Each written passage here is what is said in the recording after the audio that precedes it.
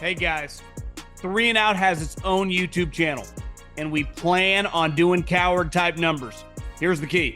If you're watching this, you like our content, make sure you subscribe. Subscribe to the page, leave a comment, interact with our stuff. We do stuff on this page on a daily basis. 365. 3 and Out podcast right here on YouTube. Make sure you subscribe right now. Okay, here's the plan today. Wanted to hit on something from last night's Ravens-Niner game that I've been thinking about, for the last 12 plus hours since the game ended. A quick thought on the coach of the year, and then we're going to do Middlekauff mailbag. I got a lot of questions. At John Middlekauff is the Instagram. DMs wide open. Fire me in your questions. Obviously, a lot of football related, but it could be anything in life. We get all sorts of questions in those direct messages. So fire in those DMs and hit me with whatever. So this is recording this on Tuesday. Hopefully everyone's having a good Christmas week, and we'll just keep rocking and rolling all week until the next set of games. And we got college football right around the corner, which I think me and Stuckey will probably get into later in the week, picking some of those games. But really quick, like I said it yesterday. I've said the last couple of days. I think I got the best present for anyone at Christmas. And it was because my brother opened Christmas gifts, his kids ripping up. You guys know how that goes. We got shit everywhere. And all of a sudden the gift opens and it's floor seats at a country music concert here in a couple weeks here in Sacramento. And my brother's sitting front row. He's like, how'd you pull this off? How much money did you spend? I said, well, I got friends. And I got friends at Gametime. So just go to your smartphone, download the Gametime app, promo code John at checkout, concerts, comedy shows, football games, hockey games, NBA games, you name it. Any event you want to go to, download the Gametime app, search the event. It gives you great map. You can search the price point, gives you sight lines, and then promo code John. That's my name, John, promo code John, $20 off at checkout.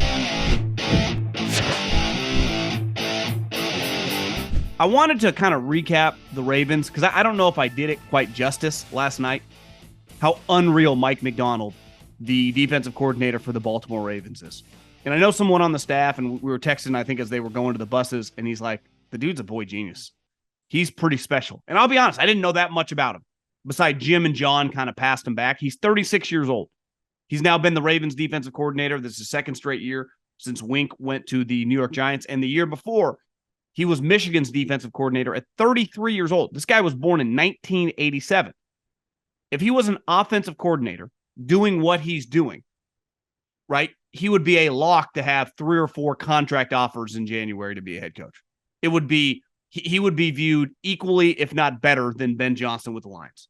But he's a defensive coordinator, and to me, he's no lock to get a job just because that's just the way it works, right? I think it'd be easy to kind of go the other way. Well, Brandon Staley, this guy did not play college football, even though he went to Georgia. He was coaching high school football when he was in college. And it's a piece of advice I will always pass along. Anytime you're very passionate about something and you know what you want to do, start working in that field immediately, no matter what. Because the faster you can hone your craft in said industry, the faster you can move up. So when you see this guy, 36 years old, he's been a defensive coordinator now at Michigan in 21 for the Ravens for the last 2 years. How did he get a job so early? Well, he had 15 years of experience. He started coaching immediately. Started coaching when he was 18, 19, 20 years old. And obviously the best thing that ever happened to him is he went to work for Harbaugh. And he got to work for the other Harbaugh. And then he went back for the other Harbaugh. So it's worked out really, really well. Now, there is more to being a head coach than just being a good coordinator. But this guy is an elite coordinator.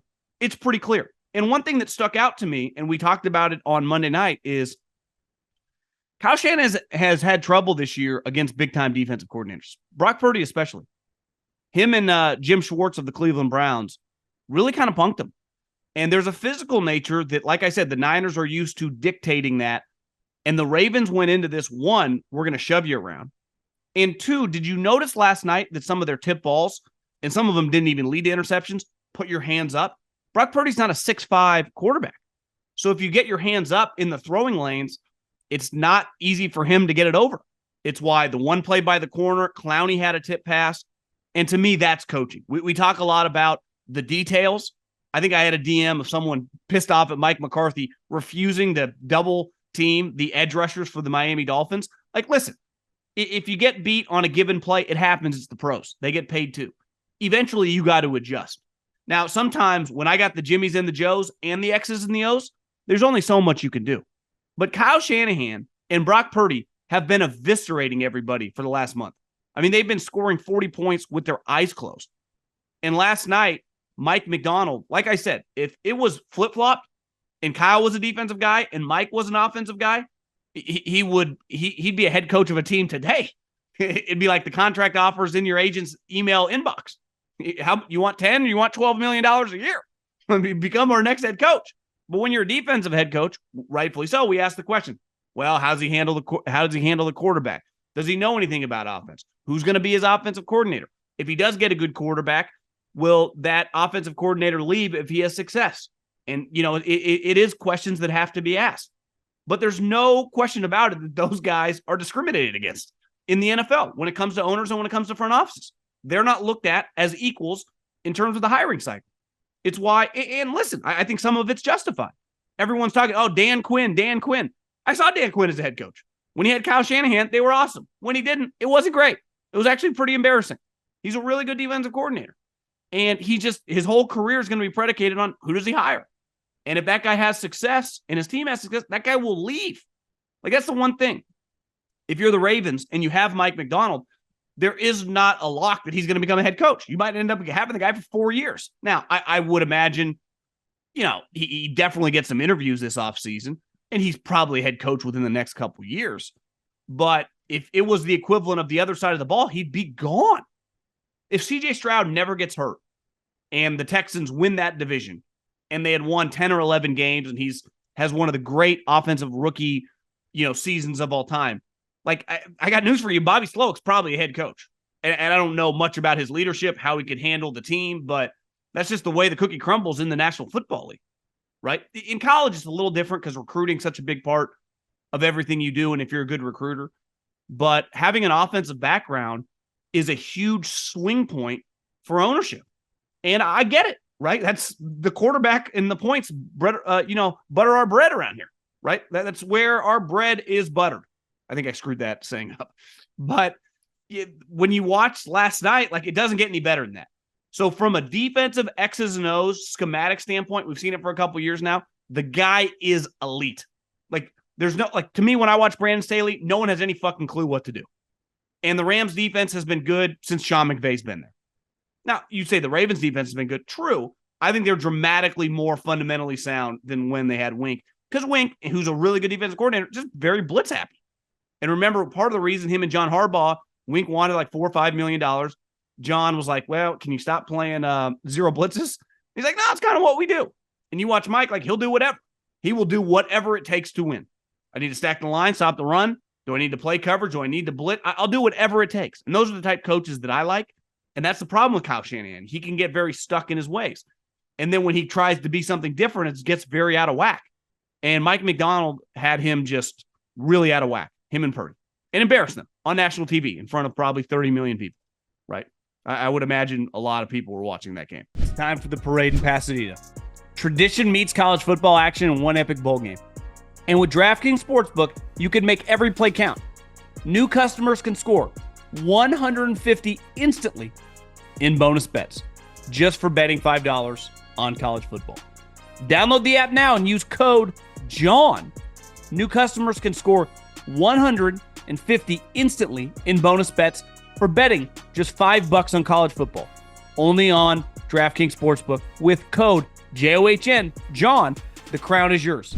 My take on the coach of the year is pretty simple. What Stefanski's doing is awesome, but their team's really good, and I know they have a million injuries. And listen, he's a very deserving candidate, but he got it a couple years ago, and rightfully so, when they made the playoffs. So if the Browns did not have the year when they went to the playoffs and they beat the Pittsburgh Steelers, I would say, listen, if you do that with this organization, shit, you got to get it. Because part of it is elevating a dysfunctional operation. Next year, if Antonio Pierce leads the Raiders to the playoffs, even if he only wins 9 or 10 games, if they are in the playoffs, he's got to get it. Because it's like you elevated this organization, right? Stefanski's organization was already elevated. They're not a laughing stock anymore. Most people were picking them coming into the season to win like 12, 13 games. And like I said, a couple years ago, they had success. Not taking anything away from what he's doing. With Joe Flacco, they're awesome. To me, Dan Campbell has to win the award because when they won the game on, when was that? When did they play? Saturday or Sunday? It was Sunday morning against the Vikings. They won the division for the first time in 30 years. The first time in 30 years. They've had 9 winning seasons in 90 years. Excuse me, 9, 10-plus win seasons. He has a chance. If the Niners lose one of these last 2 games, and who knows, that Rams game could get weird in 2 weeks because the Rams are playing really well, even though, the Niners kind of own them. If the Lions win out, they will be the number 1 overall seed. The Detroit Lions are the number 1 overall seed. Just being in that mix with 2 games to go is a remarkable accomplishment. Now, you can say, well, John, they won 9 games last year. True. And it's a lot harder. I think it's way easier in life, no matter who you are or where you are, to be the guy hunting, to be the guy chasing, because no one thinks you can do it. And honestly, they're not paying as much attention to you. And it's easier to gain ground. It's a lot harder when everyone takes you seriously and you have to sustain, right? The wind blows the hardest at the top of the mountaintop. And obviously they didn't make the playoffs. So I'm not acting like they were getting treated like Belichick and Brady, but no one took the Lions this season as some pushover. I mean, hell, the year started with them going on the road and beating the Kansas City Chiefs. Now it turns out the Kansas City Chiefs aren't exactly what they've been, but you guys know what I'm saying. Like, they had legit expectations and they haven't just answered the bell. They won the division easily and they're probably going to win if they win out. And they play Minnesota again. I forget their other game, but I'm pretty sure it's pretty easy. They are going to win the most games in franchise history. Now, you could say 17 games, a little different than 16 historically, and true. But if you win the most games in the history of a franchise, for a franchise that's been around since 1934, and your franchise that entire time has not exactly been like the Cowboys, Steelers, and 49ers, like you lose a lot, I just got to give you the award. He's done a masterful job. He really has. So to me, he would get the award, honestly, without kind of hesitation.